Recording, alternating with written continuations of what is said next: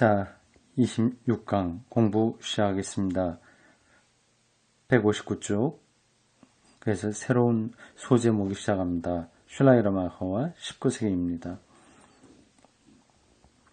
18세기와 19세기는 궁극적인 선의 교리 안에 있는 또 하나의 이원론에 이바지했다. 18세기, 19세기가 약간 이원론에 떨어졌다고 하는 거네요. 그 시대에 기독교 윤리가 이원론으로 떨어졌다고 하는 거죠. 궁극적인 선의 교리라고 하는 이런 표현들 좀 약간 낯설긴 한데 기독교 윤리를 이제 해명하려고 하는 그런 관점에서 표현하는 것들입니다. 선, 궁극적인 선 이라고 하는 거는 우리가 궁극적인 건 못하잖아요. 그래서 그게 목표에 되지 않습니까? 그런 관계에 있습니다. 그것은 하나님의 사랑과 동료 인간의 사랑 이라는 이원론에 관련된 공헌이었다. 하나님과 궁극적인 선을 동일시하는 전통은 라이프니츠의 철학자입니다. 라이프니츠.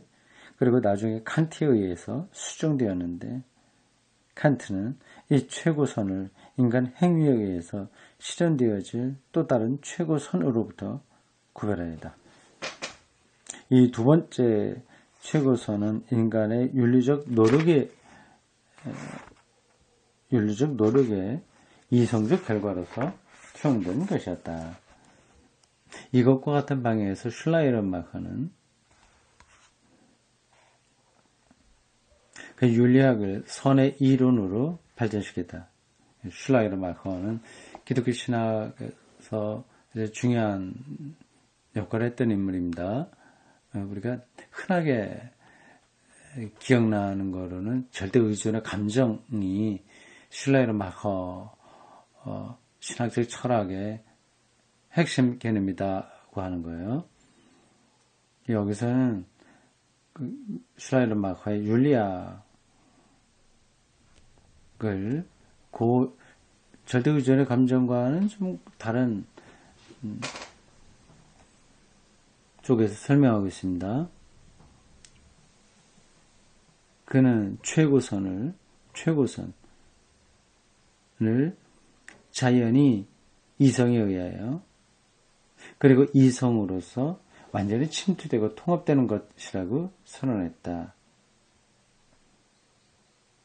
인간의 자연 지배는 인간으로 하여금 자연을 점점 더 자기 운명의 한 도구와 상징으로 이용하게 했다. 그래서 슐라이러마커의 윤리학은 문화철학이며 문화발전 과정의 철학이었다. 슐라이러마커의 저작 중에서 볼 수 있는 인상적인 사실은 이 세계로부터 도피하려는 모든 경향이 전적으로 배제되어 있다는 사실이다. 타계적인 것은 전혀 아닌 거죠. 초월적인 거 아니고요. 세계 내재적이라고 할 수 있습니다.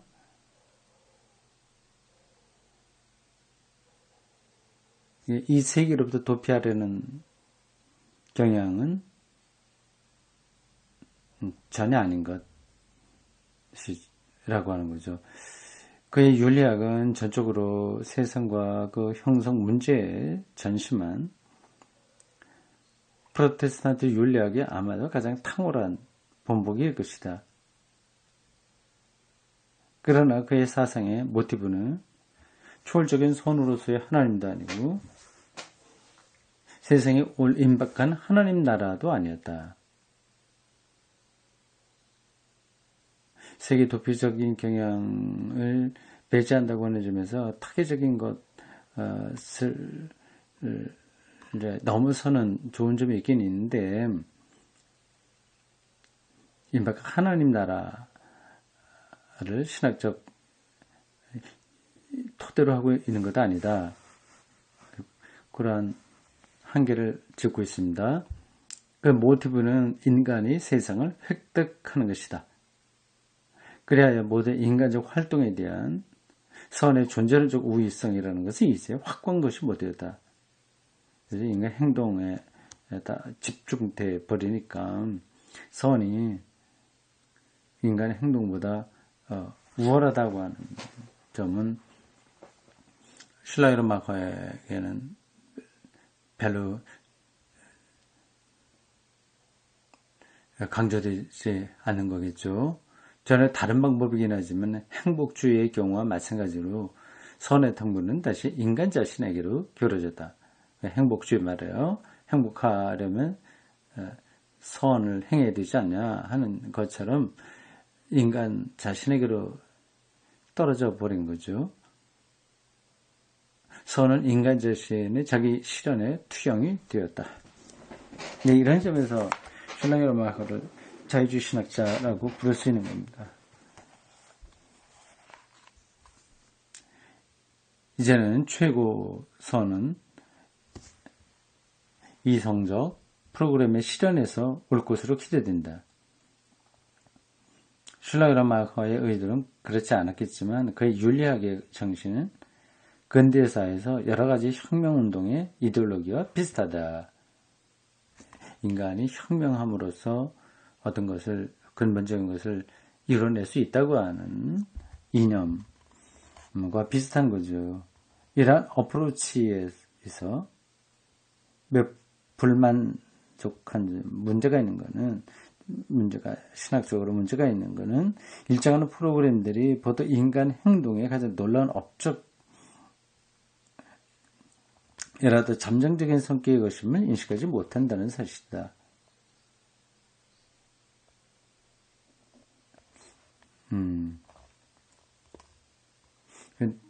놀라운 거야. 혁명, 변혁 이런 거라 하더라도 그 잠정적인 건데 그를 눈치채지 못하는 게 문제다 하는 거죠. 그래서 흔히 혁명 운동들이 일단 혁명 자체의 당면 목표가 달성되면 보수적으로 반전되고 심지어는 반동적으로까지 잘 나간다.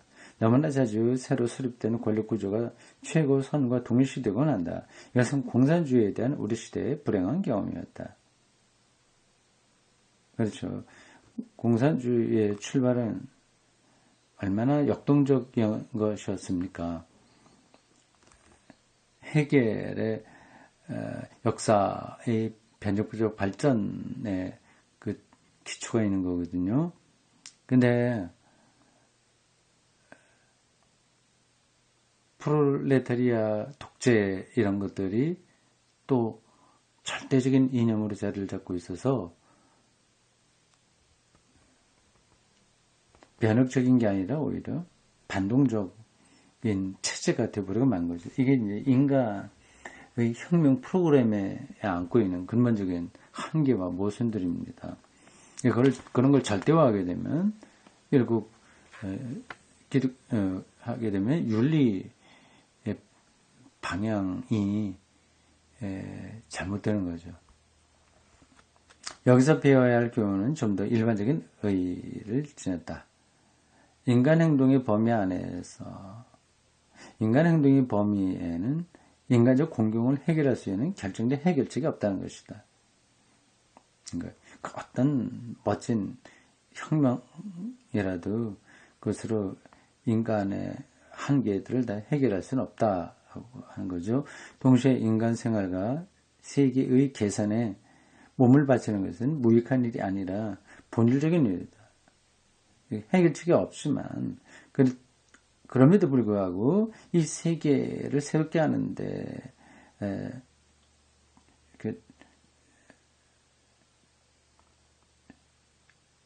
자기 몸을 바친다? 그런 것 최선을 다한다 하는 것은 중요하다. 그렇죠? 이 현실주의적 조심성과 이 개선의 헌신 두 가지를 함께 유지하기 위해서는 초월적인 것의 비전이 필요하다. 두 가지라고 그랬죠. 현실주의 조심성. 그러니까 근본적인 해결책은 없다고 하는 겁니다. 인간이 아무리 멋지게 무슨 일을 한다고 하더라도 그것으로 근본적인 문제를 다 해결할 수 있는 건 아니라고 하는 사실이 한 부분에 있고, 이게 현실주의적인 조심성이라고 표현된 거예요. 그러나 그 변혁과 개선에 자기가 몸을 던져야 된다고 하는 이 두 가지 일을 이제 긴장이기도 하죠. 이걸 유지하려면 초월적인 것에 대한 비전 하면 상상력, 꿈 이런 거죠. 이게 필요하다. 이게 궁극적인 선이죠. 우리 안에 있는 게 아니라 바깥에 있는 거죠. 물론 우리는 저 밖에 계시는 하나님을 더 이상 필요로 하지 않는다. 뭐 우주 어디에 있다고 하는 그런 식의 하나님에는 필요하지 않는다. 그보다는 이 세계의 다이나믹스에 관여하고 있는 초월자를 지각해야 된다. 이 세계 변혁과 투쟁 그리고 새로움 이런 것들에 참여하고 있는 초월자를 지각해야 된다. 그러한 초월자는 이 타계적인 초월자가 아니라 이 내재적인 초월자라고 할 수 있네요. 초월자는 현재에 대해서 비판적으로 거리를 가지도록 도와주며, 그렇죠. 일단 초월한 그 존재니까 여기 이 안에서 벌어지는 인간의 노력으로 다 모든 것이 해결되지 않는 거를 볼 수 있는 눈을 볼 수 있게 하죠. 또한 현재를 변혁하도록 열심히 일으킨다. 동시에 우리는 하나님의 미래의 충만성과 대조하여 볼 때 미래의 충만성이요. 미래의 힘이잖아요. 미래가 하나님에 의해서 완성되잖아요. 이미 완성되어 있는 그 미래죠. 그걸 충만함이라고 표현한 겁니다. 하나님의 미래의 충만함과 대조해서 볼 때 우리 세계의 모든 가능한 조직자는 잠정적인 상태에 있음을 상기하게 됩니다. 예, 그렇죠. 이제 거기서, 그런 관점에서만 바람직한, 윤리의 동기와 또 방향이 제시될 수 있다고 하는 겁니다. 그래서 하나님 나라가 바로 그거니까요. 지금 이제 파넨베르크가 이 강의에서 말하려고 하는 것이 예수님이 선포한 임박한 하나님 나라가 과연 윤리 철학적으로도 확실한 토대가 될 수 있느냐에 대한 방향 제시거든요. 세상 사람들이야 그 윤리다 뭐다고 할 때 하나님 나라는 전혀 상관없이 하지 않습니까? 어떤 행복주의에 떨어진다거나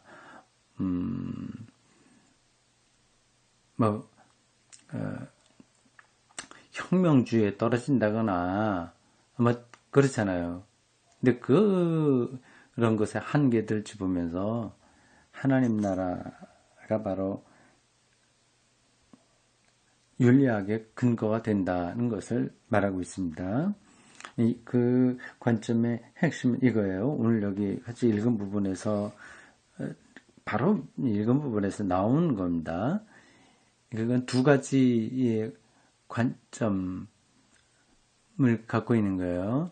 하나는 여기서 인간들이 열심히 해서 이루려고 하는 것들이 궁극적인 해결책이 되지는 못하나, 그게 하나고, 그러나 여기 변혁과 개혁에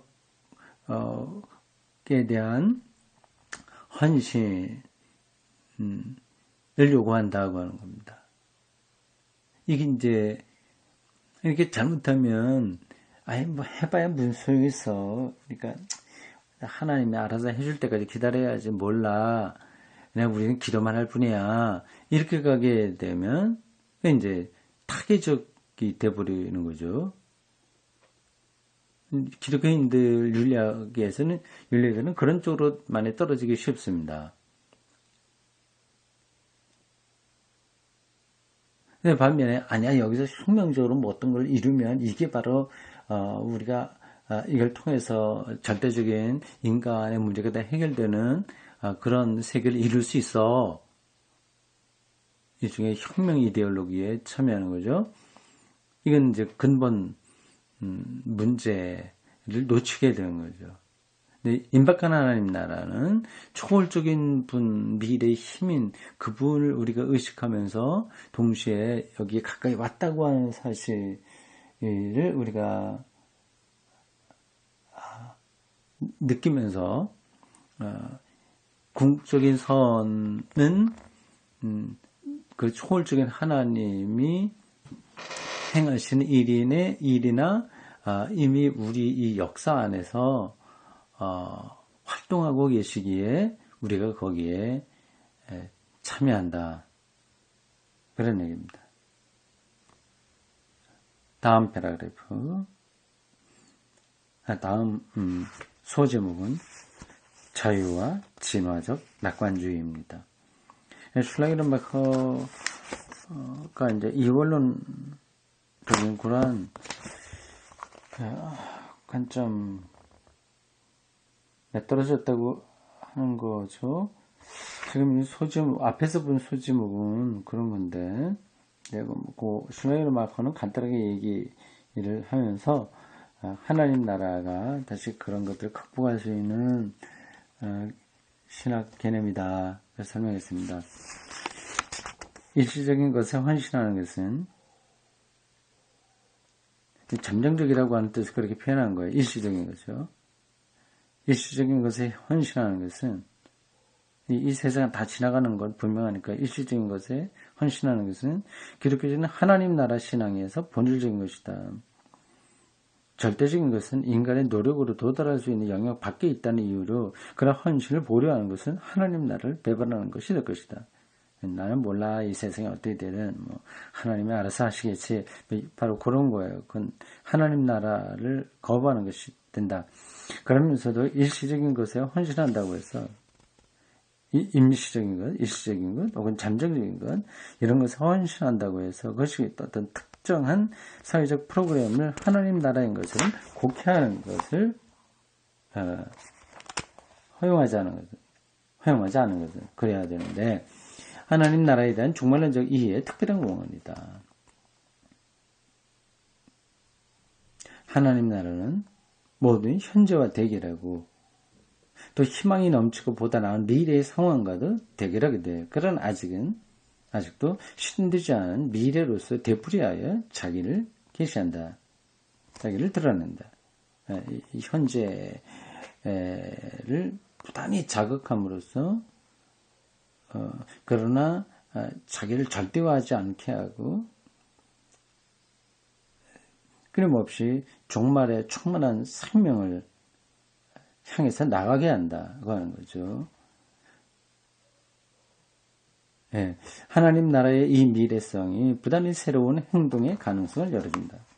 그렇죠? 교회도 마찬가지예요. 여전히 점정적인 건데, 그러나 이것은 무시해야 될 것은 아니고요. 예, 하나님 나라를 향해서 교회가 어떻게 새로워져야 되냐 하는 가능성을 우리가 눈여겨봐야 되죠. 그러나 그것은 다른 한편 어떤 인간적 제도에다가 개인의 복종을 절대적으로 요구할 완전성이라는 영광을 부여하지는 않는다. 하나님 나라의 미래성은 모든 사회의 힘으로부터 개인의 자유를 옹호한다. 교회에 말하니까 절대적으로 순종하라 이제 그런 거는 안 되는 거죠. 그리고 국가에 충성해라 이것도 말은 안 되는 거죠. 국가 안에서 우리가 열심히 시민으로서 할 일을 하고 열심히 해야 돼. 그걸 절대화할 수는 없습니다. 동시에 다른 한편 개인이 자기를 사회에 바칠 수 있도록 한다. 미래성은 무력한 초월성을 의미하는 것이 아니라 이 세계 현재 삶과는 무관한 그러한 거를 가리키는 게 아니라 긴급하고 임박한 미래를 의미한다. 이러한 미래로부터 적절한 비판의 충동 그리고 자유, 평화 및 구성원 간의 상호 존경과 상호 관심을 그 특징으로 하는 공동체 생활로 이루어진 충실한 미래를 향한 변화의 충동이 솟아나온다. 참 교회 구성원들도 이런 마음으로 같이 교회를 꾸려가면 멋지겠죠. 하나님 나라에 대한 이해가 바르게 된다면 그러한 공동체에 자기 개혁적이고 자기 제한적이며 종말론적인 역동성이 가능한 거죠. 그건 곧 윤리하고도 연관되게 됩니다. 오고 있는 하나님 나라에 대하여 우리가 말해온 것은 낡은 자유주의 신학이 옳게 비판받은 진화적 낙관주의로부터 조심스럽게 구별되어야 된다. 리처드 니버, 미국의 대표적인 윤리학자입니다. 라이놀드 니버가 형이고 리처드 니버가 동생입니다. 다음과 같이 빈정되는 문장에서 천박한 낙관주의를 특징 지은 적이 있다. 진노가 없는 하나님이, 심판이 없는 하나님이 십자가 없는 그리스도의 봉사를 통해서 죄 없는 인간들을 심판 없는 하나님 나라를 인도하신다. 이렇게 냉소적으로 표현을 한 거죠. 그냥 다 모든 게 잘 된다. 낙관주의에 떨어진 건데 하나님 나라를 그런 방식으로 보면 곤란하다고 하는 거죠. 우리 시대는 인간이 불가피적으로 진보한다는 기분 좋은 백일몽으로부터 난폭하게 꿈을 깼다. 2차 세계대전을 구체적으로 가리킵니다. 네, 사실 우리는 할 수 있는 대로 도취해 있지 말아야 된다. 우리가 뭐 할 수 있다든지 뭐 다 완벽하게 실현할 수 있다는 그런 것 백일몽이죠. 그러나 낡은 자유주의적 가정에 대한 비판이 타당하다고 해요. 이게 낡은 자유주의에 대한 이 리처드 리버의 이 비판이 옳지만 그것 때문에 오고 있는 하나님 나라의 윤리적 타당성에 대해서까지 맹목이 대해서까지 맹목적으로 비판하면 안 된다 하는 거죠.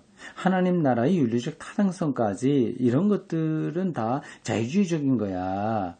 이렇게 내려해서는 안 된다고 하는 거죠. 또 사회 구조를 평가하는 데서 하나님 나라를 망각하는 것도 똑같이 큰 위험이다.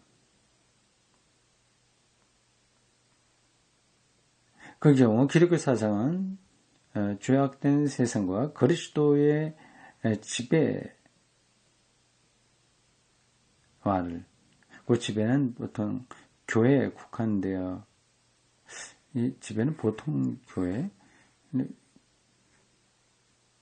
보통 교회가 무슨 뜻인가요? 아니면 보통하고 교회에 국한되어 있다 이런 뜻인가요?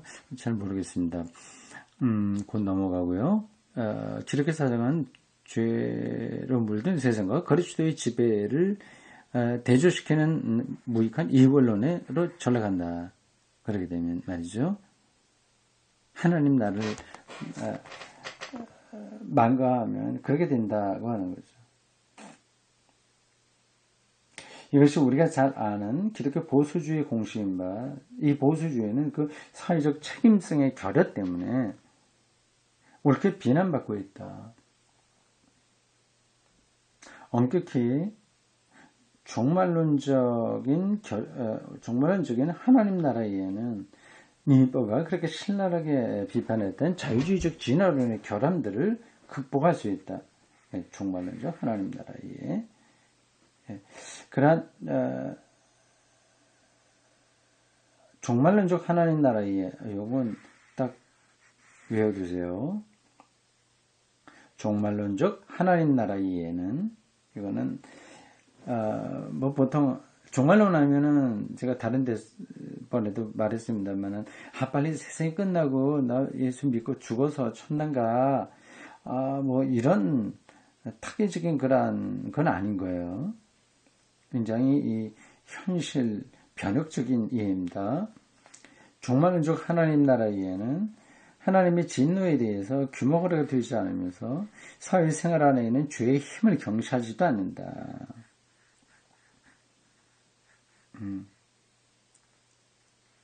오고 있는 하나님 나라는 인간적 노력의 주장에서 추론되는 것이 아니며 인간이 그걸 만들어낼 수 있는 것이 아니며 또한 아니라 모든 인간적 활동을 하나님 자신의 미래와 대결시키기 때문에 현재에 대한 비판과 하나님의 진노의 선포는 결정적으로 중요하다.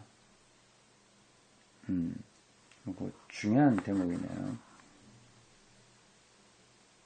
과거나 영원한 구조에 의해서가 아니라 과거에 뭐뭐가 있었다.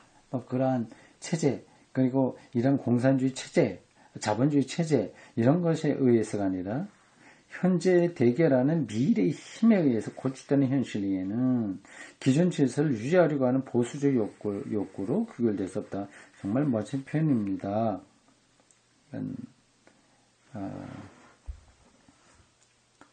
몇 번 반복해서 여러분들이 읽어둬야 될 구절이에요. 다시 읽겠습니다. 과거나 영원한 구조에 의해서가 아니라 현재의 대결하는 현재의 하는 게 더 나을 것 같아요. 현재의 대결하는 현재와 하는 게 낫네요. 현재와 대결하는 미래의 힘에 의해서 고취되는 현실에는 질서를 유지하려고 하는 보수적 욕구로 귀결될 수 없다. 바로 이 세계관과 현실이가 장차 변화가 있어야 할 것을 요구하고 우리를 이 변화의 변화의 창조주로 응하도록 호출한다. 예. 그렇죠. 동숭의 문제만 하더라도 그렇습니다. 이것도 기독교 윤리의 중요한 주제예요.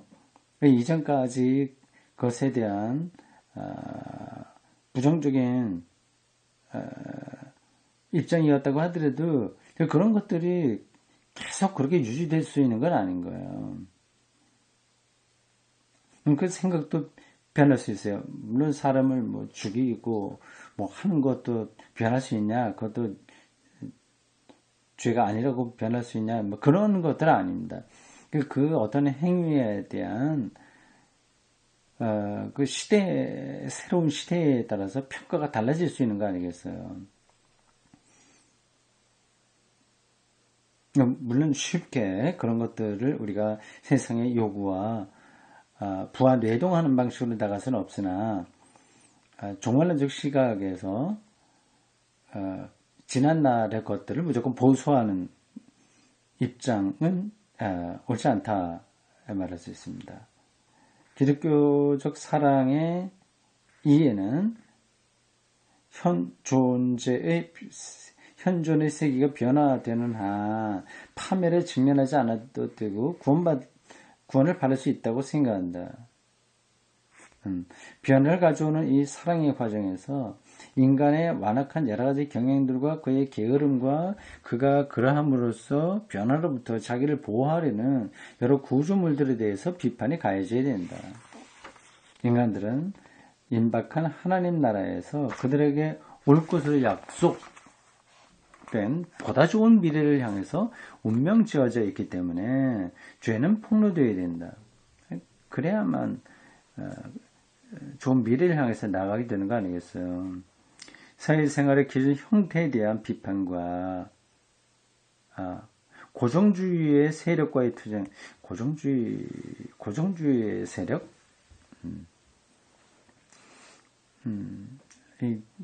어떤 건 이제 무조건 지키려고 하는 그런 입장 말이에요. 기존의 형태를 비판하는 것과 그걸 보수하려고 하는 이 양쪽의 투쟁은 항상 필요할 것이다. 보수와 진보의 투쟁 필요한 거죠. 이런 투쟁이 과거에 예수 그리스도를 십자가로 몰아넣었 예, 이런 투쟁의 과거에 예수 그리스도를 십자가로 몰아넣었다. 십자가 예수는 그 유대교의 체제에 대한 근본적인 변혁을 요구한 거 아니겠어요? 그거는 유대교만 아니라 이 로마 이데올로기에 대한 근본적인 변화를 요구한 거죠. 이 투쟁의 과정에서 예수가 십자가에 죽었습니다. 십자가를 지고를 따르는 부름은 지금도 필요하다. 그리고 어떤 개인이나 사회가 현재 필요에 순응하느라고 변화를 거절할 때는 미래가 역사에 대한 하나님의 심판으로서의 파멸로서 그들을 칠 것이다. 그렇죠. 2차 세계대전 그런 것도 다시 여기서 암시되고 있는 겁니다. 독일 민족이 그 히틀러의 나치즘에 순응하느라고 세계 평화를 거절할 때 뭐 그런 전쟁이 일어나게 된 거죠. 지금도 그건 마찬가지입니다. 이 자본주의, 천박한 자본주의, 뭐 신자유주의라고 일컫는 이런 것들에 무조건 순응하게 되면 심판을 받는다고 하는 겁니다. 하나님의 오고 있는 나라의 주권을 선포하는 사람들은 하나님 나라의 주권, 하나님의 다스림이라는 생각인데요. 선포하는 사람들은 사랑을 통한 변화의 요구를 거절하는 세상에 대해서 심판을 선언할 준비를 하고 있어야 한다. 사랑을 통한 변화의 요구를 거절하는 세상. 좋은 표현이에요. 멋진 표현입니다. 사랑을 통한 이게 이제 하나님 나라를 바로 여기에 온 것으로 이해하는 사람들의 삶의 태도죠. 사랑을 통한 변화의 요구가 핵심입니다. 이걸 거절하는 세상을 향해서 심판을 선언할 준비를 하고 있어야 된다. 예, 여기까지입니다.